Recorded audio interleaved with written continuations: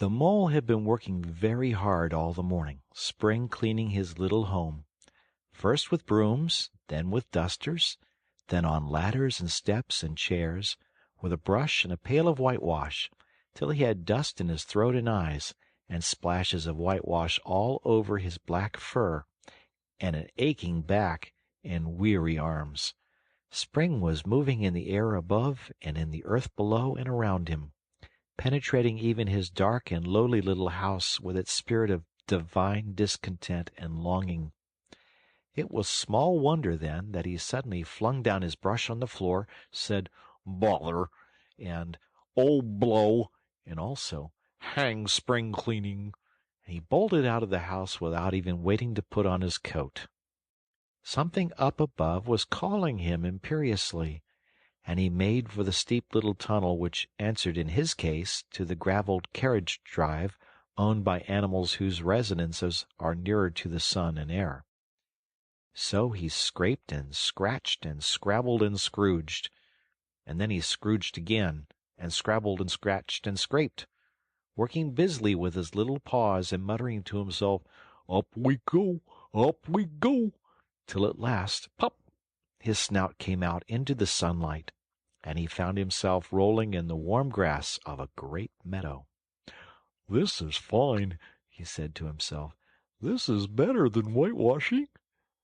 The sunshine struck hot on his fur, soft breezes caressed his heated brow, and after the seclusion of the cellarage he had lived in so long, the carol of happy birds fell on his dulled hearing almost like a shout. Jumping off all his 4 legs at once, in the joy of living and the delight of spring without its cleaning, he pursued his way across the meadow till he reached the hedge on the farther side. "Hold up!" said an elderly rabbit at the gap. "Sixpence for the privilege of passing by the private road." He was bowled over in an instant by the impatient and contemptuous Mole, who trotted along the side of the hedge chaffing the other rabbits as they peeped hurriedly from their holes to see what the row was about. "Onion sauce! Onion sauce!" he remarked jeeringly, and was gone before they could think of a thoroughly satisfactory reply. Then they all started grumbling at each other. "How stupid you are! Why didn't you tell him?" "Well, why didn't you say? You might have reminded him," and so on, in the usual way. But of course it was then much too late, as is always the case. It all seemed too good to be true. Hither and thither through the meadows he rambled busily, along the hedgerows, across the copses, finding everywhere birds building, flowers budding, leaves thrusting, everything happy and progressive and occupied, and instead of having an uneasy conscience pricking him and whispering, "Whitewash," he somehow could only feel how jolly it was to be the only idle dog among all these busy citizens. After all, the best part of a holiday is perhaps not so much to be resting yourself as to see all the other fellows busy working. He thought his happiness was complete when, as he meandered aimlessly along, suddenly he stood by the edge of a full-fed river. Never in his life had he seen a river before. This sleek, sinuous, full-bodied animal, chasing and chuckling, gripping things with a gurgle and leaving them with a laugh, to fling itself on fresh playmates that shook themselves free and were caught and held again. All was a shake and a shiver, glints and gleams and sparkles, rustle and swirl, chatter and bubble. The Mole was bewitched, entranced, fascinated. By the side of the river he trotted as one trots, when very small, by the side of a man who holds one spellbound by exciting stories, and when tired at last, he sat on the bank, while the river still chattered on to him, a babbling procession of the best stories in the world, sent from the heart of the earth to be told at last to the insatiable sea. As he sat on the grass and looked across the river, a dark hole in the bank opposite, just above the water's edge, caught his eye, and dreamily he fell to considering what a nice snug dwelling-place it would make for an animal with few wants, and fond of a bijou riverside residence, above flood level, and remote from noise and dust. As he gazed, something bright and small seemed to twinkle down in the heart of it, vanished, then twinkled once more like a tiny star. But it could hardly be a star in such an unlikely situation. It was too glittering and small for a glowworm.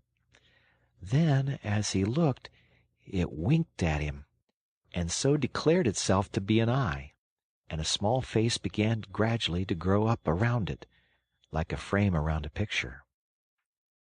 A brown little face, with whiskers. A grave round face, with the same twinkle in its eye that had first attracted his notice. Small neat ears and thick silky hair. It was the water rat. Then the two animals stood and regarded each other cautiously. "Hello, Mole," said the water rat. "Hello, Rat," said the Mole. "Would you like to come over?" inquired the rat presently. "Oh, it's all very well to talk," said the Mole, rather pettishly, he being new to a river and riverside life and its ways.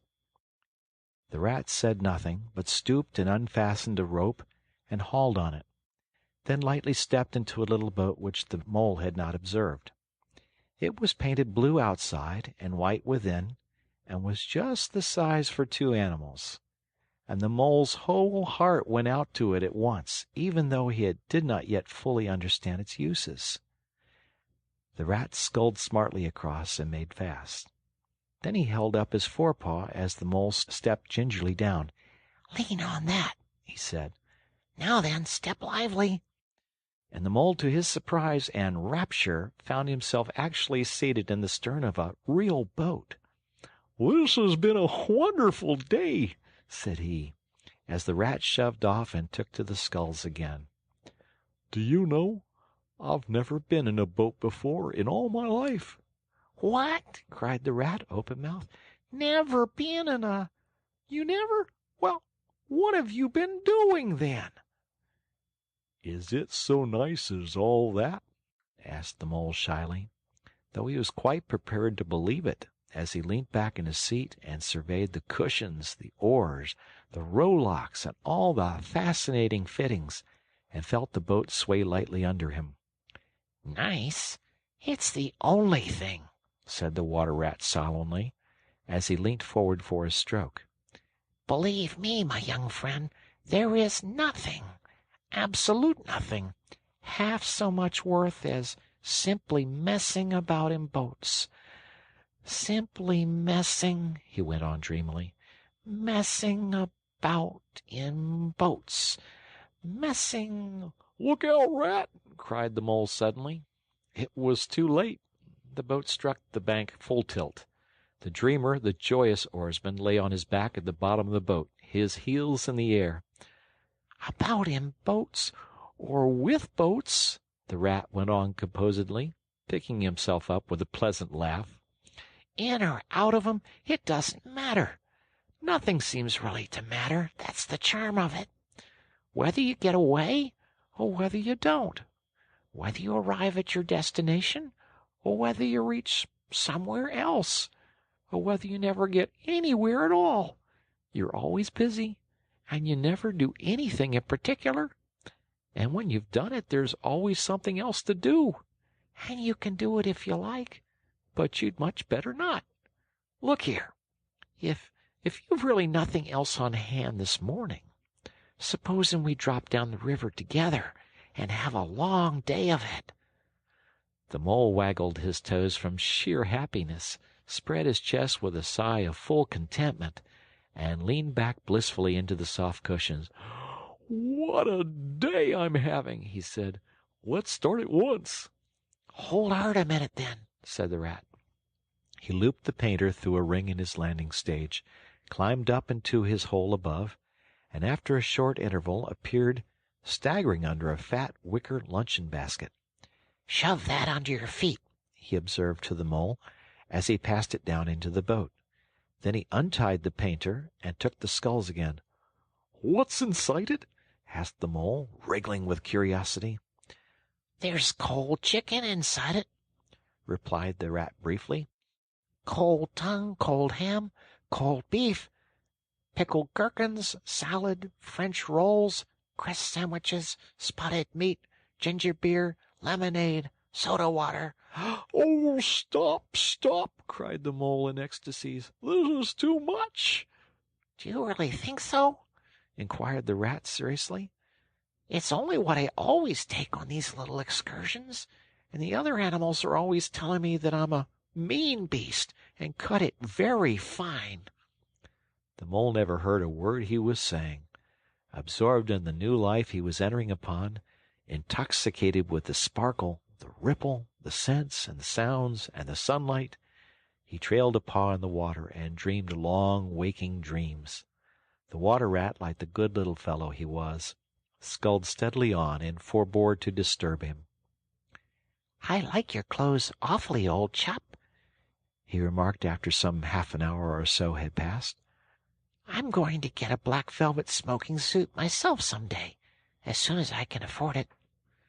"Oh, I beg your pardon," said the Mole, pulling himself together with an effort. "You must think me very rude, but this is all so new to me. So this is a river." "The river," corrected the Rat. "And you really live by the river? What a jolly life!" "By it, and with it, and on it, and in it," said the Rat. "It's brother and sister to me, and aunts and company, and food and drink, and, naturally, washing. It's my world, and I don't want any other. What it hasn't got is not worth having, and what it doesn't know is not worth knowing. Lord, the times we've had together! Whether in winter or summer, spring or autumn, it's always got its fun and its excitements. When the floods are on in February, and my cellars and basement are brimming with drink that's no good to me, and the brown water runs by my best bedroom window, or again when it all drops away and shows patches of mud that smells like plum cake, and the rushes and weed clog the channels, and I can potter about dry-shod over most of the bed of it and find fresh food to eat, and things careless people have dropped out of boats." "But isn't it a bit dull at times?" the Mole ventured to ask. "Just you and the river, and no one else to pass a word with?" "No one else to... Oh, well, I mustn't be too hard on you," said the Rat with forbearance. "You're new to it, and of course you don't know. The bank is so crowded nowadays that many people are moving away altogether. Oh, no, it isn't what it used to be, at all. Otters, kingfishers, dabchicks, moorhens, all of them about all day long, and always wanting you to do something, as if a fellow had no business of his own to attend to." "What lies over there?" asked the Mole, waving a paw towards a background of woodland that darkly framed the water meadows on one side of the river. "That? Oh, that's just the wildwood," said the Rat shortly. "We don't go there very much, we river bankers." Aren't they very nice people in there?" said the Mole, a trifle nervously. "Well," replied the Rat, "let me see. The squirrels are all right, and the rabbits, some of 'em, but rabbits are a mixed lot. Then there's Badger, of course. He lives right in the heart of it. Wouldn't live anywhere else, either, if you paid him to do it. Dear old Badger. Nobody interferes with him. They'd better not," he added significantly. "Why, who should interfere with him?" asked the Mole. "Well, of course, there are others," explained the Rat in a hesitating sort of way. "Weasels and stoats and foxes and so on. They're all right in a way. I'm very good friends with 'em. Pass the time of day when we meet and all that. But they break out sometimes, there's no denying it. And then, well, you can't really trust them, and that's the fact." The Mole knew well that it was quite against animal etiquette to dwell on possible trouble ahead, or even to allude to it, so he dropped the subject. And beyond the wild wood again?" he asked. "Where it's all blue and dim, and one sees what may be hills, or perhaps they mayn't, and something like the smoke of towns, or is that only cloud drift?" "Beyond the wild wood comes the wide world," said the Rat. "And that's something that doesn't matter, either to you or me. I've never been there, and I'm never going, nor you either, if you've got any sense at all. Don't ever refer to it again, please. Now then, here's our backwater at last, where we're going to lunch." Leaving the main stream, they now passed into what seemed at first sight like a little landlocked lake. Green turf sloped down to either edge. Brown, snaky tree roots gleamed below the surface of the quiet water, while ahead of them the silvery shoulder and foamy tumble of a weir, arm in arm with a restless dripping mill-wheel that held up in its turn a gray-gabled mill-house, filled the air with a soothing murmur of sound, dull and smothery, yet with little clear voices speaking up cheerfully out of it at intervals. It was so very beautiful that the Mole could only hold up both forepaws and gasp, "Oh, my! Oh, my! Oh, my!" The Rat brought the boat alongside the bank, made her fast, helped the still awkward Mole safely ashore, and swung out the luncheon basket. The Mole begged as a favor to be allowed to unpack it all by himself, and the Rat was very pleased to indulge him, and to sprawl at full length on the grass and rest, while his excited friend shook out the tablecloth and spread it, took out all the mysterious packets, one by one, and arranged their contents in due order, still gasping, "Oh, my! Oh, my!" at each fresh revelation. When all was ready, the Rat said, "Now pitch in, old fellow." And the Mole was indeed very glad to obey, for he had started his spring cleaning at a very early hour that morning, as people will do, and had not paused for bite or sup, and he had been through a very great deal since that distant time which now seemed so many days ago. "What are you looking at?" said the Rat presently, when the edge of their hunger was somewhat dulled, and the Mole's eyes were able to wander off the tablecloth a little. "I am looking," said the Mole, "at a streak of bubbles that I see traveling along the surface of the water. That's the thing that strikes me as funny." "Bubbles! Oh-ho!" said the Rat, and chirruped cheerily in an inviting sort of way. A broad glistening muzzle showed itself above the edge of the bank, and the Otter hauled himself out and shook the water from his coat. "Greedy beggars," he observed, making for the provender. "Why didn't you invite me, Ratty?" "This was an impromptu affair," explained the Rat. "By the way, my friend Mr. Mole." "Proud, I'm sure," said the Otter, and the two animals were friends forthwith. "Such a rumpus everywhere," continued the Otter. "All the world seems out on the river today. I came up this backwater to try and get a moment's peace, and then stumble upon you fellows. At least, I beg pardon, I don't exactly mean that, you know." There was a rustle behind them, proceeding from a hedge wherein last year's leaves still clung thick, and a stripy head with high shoulders behind it peered forth on them. "Come on, old Badger!" shouted the Rat. The Badger trotted forward a pace or two, then grunted, "Company," and turned his back and disappeared from view. "That's just the sort of fellow he is," observed the disappointed Rat. "Simply hates society. Now we shan't see any more of him today. Well, tell us, who's out on the river?" "Toad's out, for one," replied the Otter, "in his brand-new wager-boat. New togs, new everything." The two animals looked at each other and laughed. "Once it was nothing but sailing," said the Rat. "Then he tired of that and took to punting. Nothing would please him but to punt all day and every day, and a nice mess he made of it. Last year it was houseboating. We all had to go and stay with him in his houseboat and pretend we liked it. He was going to spend the rest of his life in a houseboat. It's all the same, whatever he takes up. he gets tired of it and starts on something fresh." "Such a good fellow, too," remarked the Otter reflectively. "But no stability, especially in a boat." From where they sat, they could get a glimpse of the main stream across the island that separated them, and just then a wager boat flashed into view, the rower, a short, stout figure, splashing badly and rolling a good deal, but working his hardest.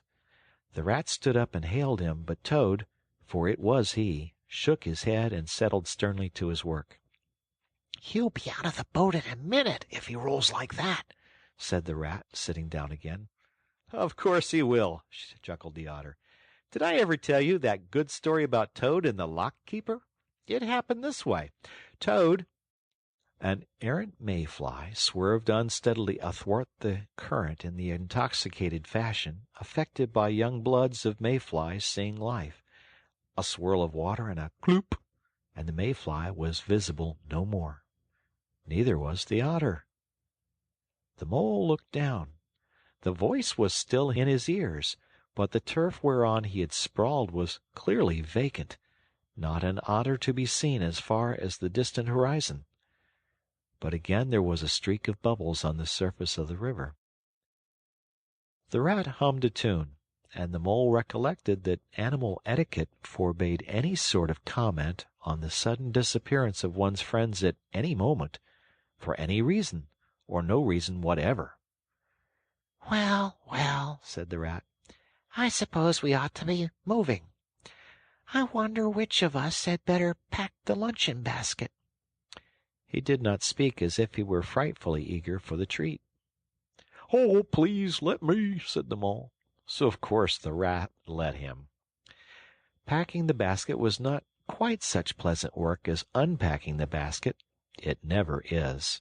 But the Mole was bent on enjoying everything, and although just when he had got the basket packed and strapped up tightly, he saw a plate staring up at him from the grass, and when the job had been done again, the Rat pointed out a fork which anybody ought to have seen, and last of all, behold, the mustard pot, which he had been sitting on without knowing it. Still, somehow, the thing got finished at last, without much loss of temper. The afternoon sun was getting low as the Rat sculled gently homewards in a dreamy mood, murmuring poetry things over to himself, and not paying much attention to Mole. But the Mole was very full of lunch and self-satisfaction and pride, and already quite at home in a boat, so he thought, and was getting a bit restless besides, and presently said, "Ratty, please, I want to row now." The Rat shook his head with a smile. "Not yet, my young friend," he said. "Wait till you've had a few lessons. It's not so easy as it looks." The Mole was quiet for a minute or two, but he began to feel more and more jealous of Rat, sculling so strongly and so easily along, and his pride began to whisper that he could do it every bit as well. He jumped up and seized the sculls so suddenly that the Rat, who was gazing out over the water and saying more poetry things to himself, was taken by surprise and fell backwards off his seat with his legs in the air for the second time, while the triumphant Mole took his place and grabbed the sculls with entire confidence. "Stop it, you silly ass!" cried the Rat from the bottom of the boat. "You can't do it. You'll have us over." The Mole flung his sculls back with a flourish, and made a great dig at the water. He missed the surface altogether. His legs flew up above his head, and he found himself lying on top of the prostrate Rat. Greatly alarmed, he made a grab at the side of the boat, and the next moment, sploosh! Over went the boat, and he found himself struggling in the river. Oh, my! How cold the water was, and oh, how very wet it felt! How it sang in his ears as he went down, down, down! How bright and welcome the sun looked as he rose to the surface, coughing and spluttering! How black was his despair when he felt himself sinking again! Then a firm paw gripped him by the back of his neck. It was the Rat, and he was evidently laughing.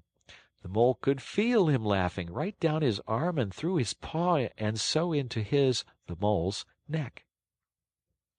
The rat got hold of a skull and shoved it under the mole's arm. Then he did the same by the other side of him, and, swimming behind, propelled the helpless animal to shore, hauled him out, and set him down on the bank, a squashy, pulpy lump of misery.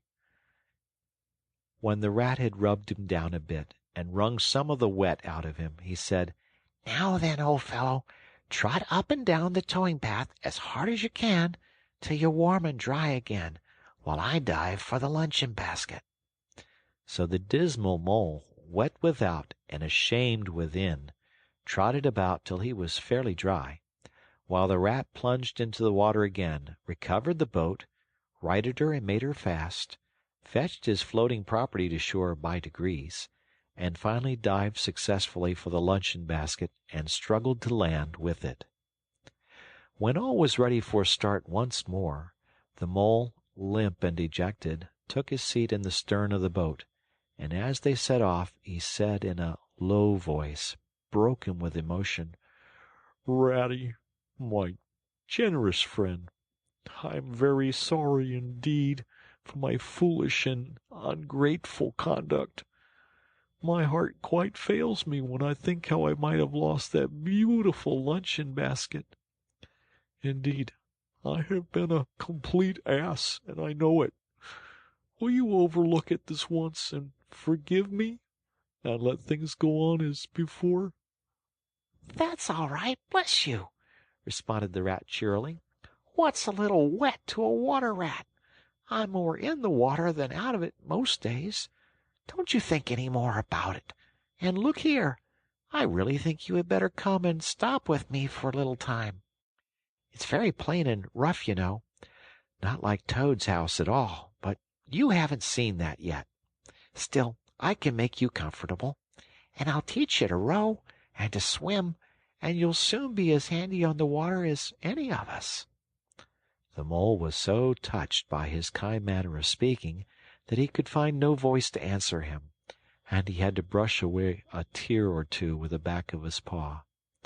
But the rat kindly looked in another direction, and presently the mole's spirits revived again, and he was even able to give some straight back talk to a couple of moorhens who were sniggering to each other about his bedraggled appearance. When they got home, the rat made a bright fire in the parlor, and planted the mole in an armchair in front of it, having fetched down a dressing-gown and slippers for him, and told him river stories till supper-time. Very thrilling stories they were, too, to an earth-dwelling animal like Mole. Stories about weirs, and sudden floods, and leaping pike, and steamers that flung hard bottles, or at least bottles were certainly flung in from steamers, so presumably by them, and about herons, and how particular they were whom they spoke to, and about adventures down drains, and night fishings with otter, or excursions far afield with badger. Supper was a most cheerful meal, but very shortly afterwards a terribly sleepy mole had to be escorted upstairs by his considerate host to the best bedroom, where he soon laid his head on his pillow in great peace and contentment, knowing that his new-found friend, the river, was lapping the sill of his window. This day was only the first of many similar ones for the emancipated mole, each of them longer and full of interest as the ripening summer moved onward. He learnt to swim and to row, and entered into the joy of running water, and with his ear to the reed stems he caught, at intervals, something of what the wind went whispering so constantly among them.